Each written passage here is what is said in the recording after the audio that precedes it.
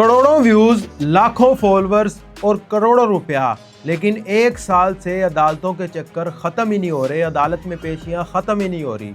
जी हाँ, मैं बात कर रहा हूँ यूट्यूबर डकी भाई की, जिनकी पिछले एक साल से अगस्त 2025 से अदालत में पेशियां ख़त्म ही नहीं हो रही। पहले अगस्त 2025 में जब NCCIA तहकीकात का आगाज़ करती है तो उनको पता चलता है कि बहुत से यूट्यूबर जुआ ऐप प्रमोशन में लगे हुए हैं, यानी जुए की तशहीर में लगे हुए हैं। बहुत से ऐसे ऐप्स की प्रमोशन कर रहे हैं जो जुए पर मबनी है और जुआ खेल कर लोग वहां से पैसे कमाते भी हैं और अपने पैसे गंवाते भी हैं। तो अगस्त 2025 में यानी 17 अगस्त 2025 को यूट्यूबर डकी भाई को गिरफ्तार किया जाता है एयरपोर्ट से।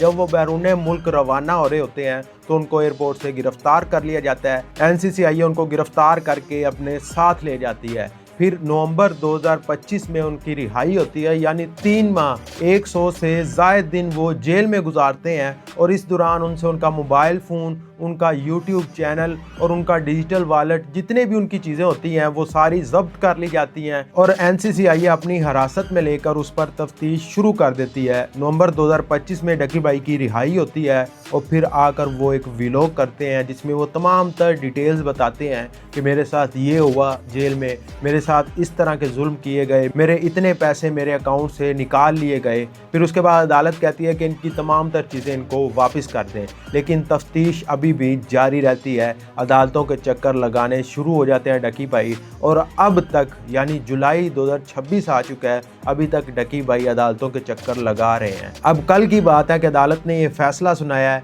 कि डकी भाई के केस की समाअत सितंबर तक मुलतवी कर दी गई है, यानी अब इसका फैसला सितंबर में होगा। अब सितंबर तक डकी भाई के पास भी मोहलत है कि वो अपने गवाह, अपने सबूत पेश कर सकते हैं, उनको जमा कर सकते हैं और अदालत में उसके बाद वो पेश करेंगे। और दूसरे जो NCCIA के इदारे से मुतल्लिक लोग हैं वो भी अपने गवाह और अपनी जो सबूत हैं वो इकट्ठे कर रहे हैं।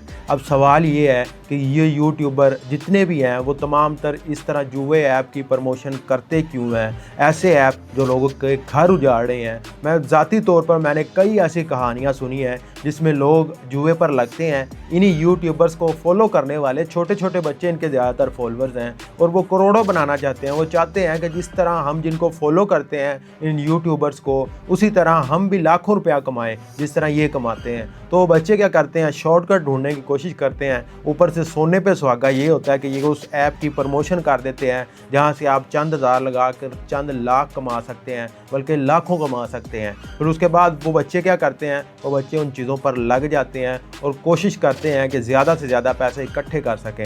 फिर जब वो अपने पैसे लगा देते हैं तो उनके पैसे डूब जाते हैं। फिर वो अपनी जान तक लेने की कोशिश करते हैं, क्योंकि उनकी जितनी जमा पूंजी होती है इनके कहने पर वो अपनी लगा देते हैं और उसको ज़ाया कर देते हैं। तो मेरा ख्याल है इनके खिलाफ सख्त कानूनी कार्रवाई होनी चाहिए। इस तरह के जितने भी ऐप्स हैं उनको बंद करना चाहिए और जो उनकी प्रमोशन करता है उसके खिलाफ सख्त कानूनी कार्रवाई होनी चाहिए। अब जब डकी भाई से इसके बारे में पूछा गया कि आपने इन ऐप्स की प्रमोशन क्यों की है, तो डकी भाई कहते हैं कि मुझे पता ही नहीं था कि ये जुए पर मबनी ऐप हैं और मैंने इनकी प्रमोशन कर दी।